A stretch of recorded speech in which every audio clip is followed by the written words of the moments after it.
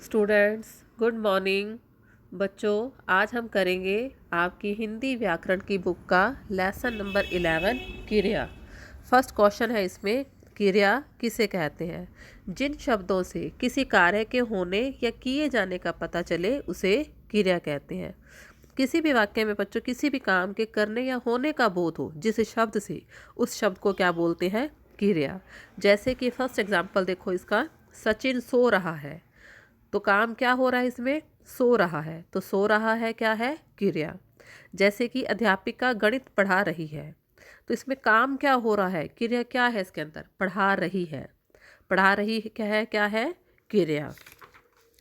जैसे कि किस कोई भी वाक्य होता है बच्चों, तो बिना क्रिया के कभी भी कोई वाक्य पूर्ण नहीं होता। जैसे कि कविता कहानी, आगे डैश डैश है, तो ये वाक्य पूरा नहीं हो रहा, इसमें क्रिया का अभाव है। आगे है निकिता कहानी पढ़ रही है, इसमें काम क्या हो रहा है? पढ़ रही है।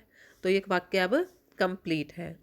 बेटा, कुछ क्रियाएं होती हैं जो स्वयं घटित होती हैं और कुछ क्रियाएं की जाती हैं। मतलब कुछ काम ऐसे होते हैं जो हम कर नहीं रहे परंतु हो रहे हैं, और कुछ काम किसी के द्वारा किया जाता है। एग्जाम्पल के लिए देखो, मैदान में घास लंबी हो गई है। क्या हमने उसको लंबा किया? नहीं ना, वो तो अपने आप लंबी हो रही है। ये क्या है? स्वयं घटित हो रही है। आगे है माली घास काट रहा है। काम क्या हो रहा है? काट रहा है। कौन काट रहा है? माली काट रहा है। ठीक है, तो इसमें क्रिया कौन कर रहा है? माली कर रहा है ना। तो क्रियाएं कुछ ऐसी होती हैं जो स्वयं घटित होती हैं और कुछ किसी के द्वारा की जाती हैं। कुछ क्रियाएं ऐसी होती हैं बच्चों जो एक शब्द की होती हैं और कुछ क्रियाएं एक से अधिक शब्दों की होती हैं। जैसे कि उमा ने नाटक लिखा। लिखा क्या है? एक शब्द हो गया। फिर आगे है उमा नाटक लिख रही है। अच्छा, क्रिया के रूप लिंग वचन कारक तथा काल आदि से प्रभावित होकर परिवर्तित हो जाते हैं। जिस क्रिया का जो रूप होता है मेन, वो लिंग वचन कारक या काल से प्रभावित होकर उसका परिवर्तित हो जाता है। देखो, जैसे कि बच्चा दूध पी रहा था। ठीक है, फिर मैं बोलती हूँ कि बच्चे दूध पी रहे थे। पहले था बच्चा दूध पी रहा था, क्रिया क्या है? रहा था। फिर मैंने बोला कि बच्चे दूध पी रहे थे। अगर वचन बदला, जैसे बच्चा का वचन बदल दिया मैंने बच्चे, तो क्रिया भी बदल गई। तो वचन के कारण क्रिया में चेंज हो गया। एक एग्जाम्पल और देखो, जैसे कि नवीन खेल रहा है। रहा है क्रिया है इसके अंदर। फिर मैंने बोला कि दिव्या खेल रही है, तो दिव्या क्या है? लड़की है। लिंग परिवर्तन हो गया, तो क्रिया भी बदल गई, रही है आ गया। ठीक है, आगे है बच्चों, क्रियाएं अधिकतर वाक्य के अंत में लगाई जाती हैं। जो क्रियाएं होती हैं वो वाक्य के लास्ट में लगती हैं। एक वाक्य में एक से अधिक क्रियाएं भी हो सकती हैं। एक तो होती ही है, एक से अधिक भी हो सकती हैं। एग्जाम्पल के लिए देखो, रंजना ने साड़ियाँ खरीदी। क्या किया? रंजना ने खरीदी। ठीक है, एक क्रिया है। मैं ये कहती हूँ कि रंजना ने बाजार जाकर साड़ियाँ खरीदी, इसमें दो क्रियाएं हैं। एक तो वो बाजार गई और दूसरा उसने साड़ियाँ खरीदी, तो दो क्रियाएं होगी। आगे है बच्चों धातु। धातु किसे कहते हैं? क्रिया का मूल रूप धातु कहलाता है।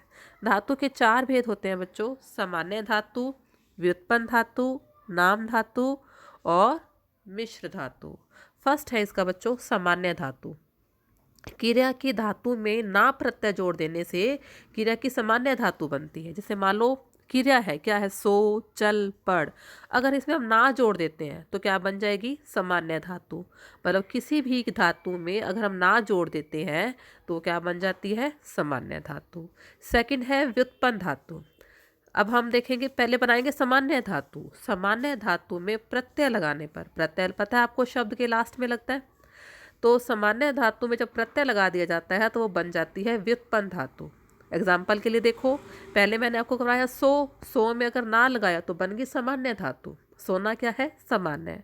अब व्युत्पन्न बनानी है तो सोना से बन जाएगा सुलाना, सुलवाना, सुलाया। ये सारी क्या है? व्युत्पन्न धातु। आगे है नाम धातु। संज्ञा, सर्वनाम, विशेषण आदि शब्दों के अंत में प्रत्यय जोड़कर जो धातुएं बनाई जाती हैं उन्हें नाम धातु कहते हैं। कहते हैं कि संज्ञा, सर्वनाम या विशेषण, इनके अंत में प्रत्यय जोड़कर जो धातु बनती है उसे बोलते हैं नाम धातु। जैसे कि बात। बात क्या है? संज्ञा। अगर इसमें अंत में प्रत्यय जोड़ दिया जाए तो क्या बन जाएगा? बतियाना। हाथ का क्या बन जाएगा? हथियाना। अब जैसे सर्वनाम है, सर्वनाम में जैसे मैं, हम, अपना, यही शब्द होते हैं। जैसे मैं में प्रत्यय जोड़ दो, मिमियाना बन जाएगा। अपना में प्रत्यय जोड़ दोगे तो अपनाना। ठीक है, ये सारे क्या है, नाम धातु। फिर है मिश्र धातु। वे धातुएं जो संज्ञा विशेषण तथा क्रिया विशेषण शब्दों के बाद जैसे करना, लेना, लगना, होना, अपना, ये लगाकर बनाई जाती है, उसे बोलते हैं मिश्र धातु। जैसे कि जान लेना, बात करना, बुरा होना, ठीक है, अच्छा लगना, ये लगना, होना, करना, आना, ये सारी क्या है, मिश्र धातु। आगे है बच्चों कर्म के आधार पर क्रिया के भेद। कर्म के आधार पर क्रिया के दो भेद होते हैं। एक होता है अकर्मक क्रिया और दूसरा होता है सकर्मक क्रिया। पहले हम करेंगे अकर्मक क्रिया। जो क्रिया कर्म की अपेक्षा नहीं रखती, मतलब कि ऐसी क्रिया जिसमें कर्म नहीं होता, उसे बोलते हैं अकर्मक क्रिया। जिन वाक्यों में क्रिया का सीधा प्रभाव कर्ता पर पड़ता है, यह कर्म का अभाव होता है, ये क्रियाएं कहलाती हैं अकर्मक क्रिया। इसकी पहचान कैसे होगी कि अकर्मक क्रिया है या सकर्मक क्रिया है बच्चों?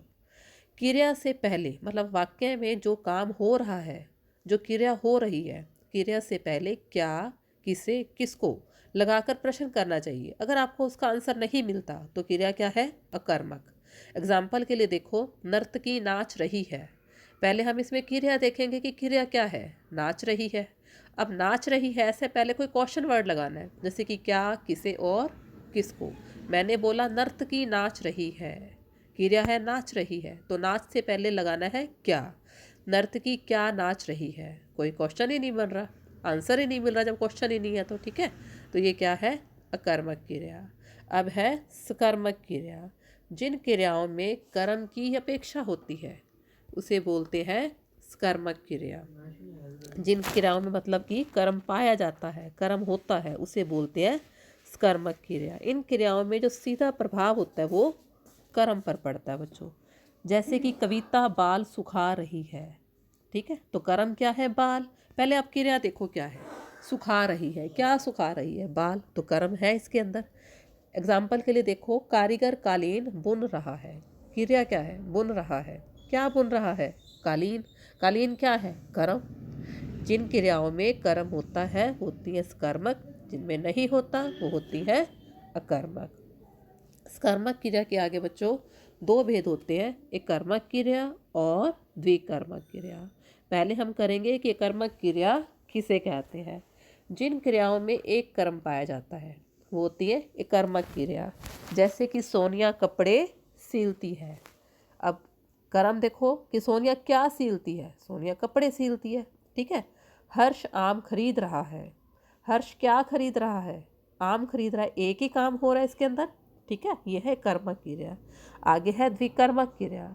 जिन क्रियाओं में दो कर्म पाए जाते हैं वो होती है द्विकर्मक क्रिया। एग्जाम्पल के लिए देखो, अमित ने मीरा को उपहार दिया, ठीक है, कर्म।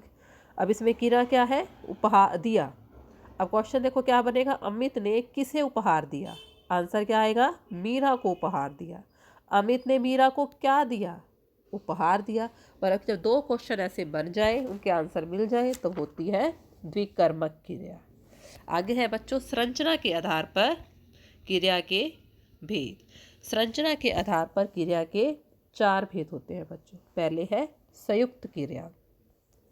दो या दो से अधिक धातुओं से मिलकर बनी क्रियाएं संयुक्त क्रिया कहलाती है। इसमें एक मुख्य क्रिया के साथ सहायक क्रिया का प्रयोग होते हैं। इसमें दो क्रियाएं होती है, एक मुख्य क्रिया और सहायक क्रिया। जो पहली क्रिया होती है वो मुख्य क्रिया होती है और जो दूसरी होती है वो सहायक क्रिया, जो कि मुख्य क्रिया के अर्थ का विस्तार करती है। इसे बोलते हैं बच्चों संयुक्त क्रिया। सेकंड है रंजक क्रिया या फिर सहायक क्रिया। जब कोई क्रिया मुख्य क्रिया के साथ जुड़कर अपना अर्थ खोकर मुख्य क्रिया के अर्थ में विशेषता लाने का कार्य करती है, उसे बोलते हैं रंजक या फिर सहायक क्रिया। आगे है बच्चों नाम धातु क्रिया। जो क्रियाएं संज्ञा, सर्वनाम, विशेषण, अनुकरणात्मक आदि शब्दों में प्रत्यय जोड़कर बनाई जाती है, उसे बोलते हैं नाम धातु क्रिया। जैसे कि लज्जा, इस पे प्रत्यय जोड़ो, अब क्या बन जाएगा, लज्जाना।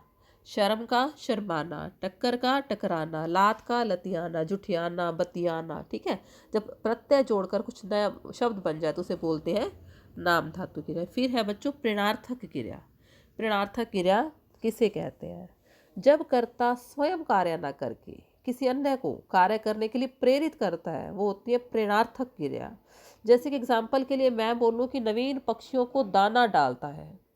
नवीन दाना डाल रहा है, परंतु वो पक्षियों को दाना चुगने के लिए प्रेरित कर रहा है। ठीक है, जैसे कि नीतू गाय को घास खिलाती है। नीतू तो घास डाल रही है, परंतु वो गाय को घास खाने के लिए प्रेरित कर रही है कि वो घास को खाए। ठीक है, आगे है बच्चों पूर्वकालिक क्रिया। पूर्वकालिक क्रिया किसे कहते हैं? मुख्य क्रिया से पहले होने वाली क्रिया को पूर्वकालिक क्रिया कहते हैं। जैसे कि विपुल ने दौड़कर गेंद उठाई। उसको क्या काम था? गेंद को उठाना था। उठाने के लिए उसे क्या किया? पहले दौड़कर जाना पड़ा। विपुल ने दौड़कर गेंद को उठाया। ठीक है, जैसे कि मैना उड़कर पेड़ पर बैठ गई। मैना को वृक्ष पर बैठना था, बैठने के लिए क्या करना पड़ा? उसे उड़कर वहां तक जाना पड़ा। तो ये है पूर्वकालिक क्रिया बच्चों। अब आप सभी ने बेटा जितनी भी मैंने डेफिनेशंस करवाई हैं, आप सभी ने इसको अच्छे से लर्न करना है बच्चों। Thank you.